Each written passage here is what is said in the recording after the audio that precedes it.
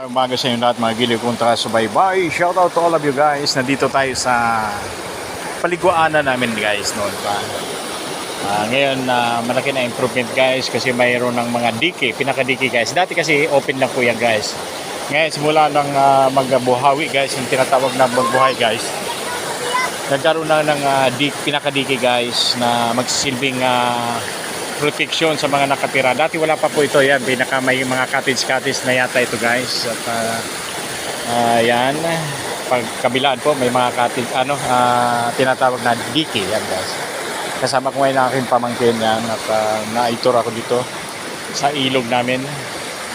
Sa ilog ng Bohol. Yan guys. Shout out to all Boholinos yan guys. Mula ang tubig na ito doon sa kabundukan guys. Doon kung masisilayan nyo guys doon sa pinakadulo ng bundok na yan guys at pumarito papuntang dagat guys. Ito mula sa bundok yan. Dati-rati nung kami ay nag-aaral pa dito kami madalas na naliligo guys bago kami pumapasok sa eskwelahan guys yan.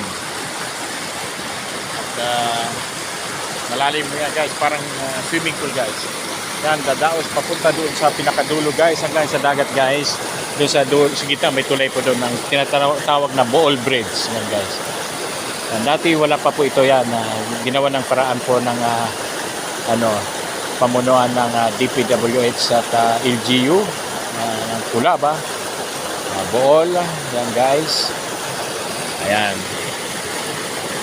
At it's a running water guys. Napakalinaw ng tubig guys.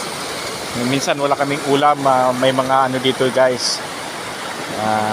Maraming nakukuha dito guys. Mga kasili, kumbaga sa Bisaya ba, at saka urang. Yan.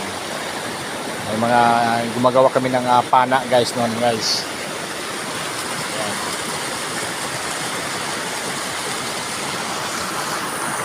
Guys. Shout out guys.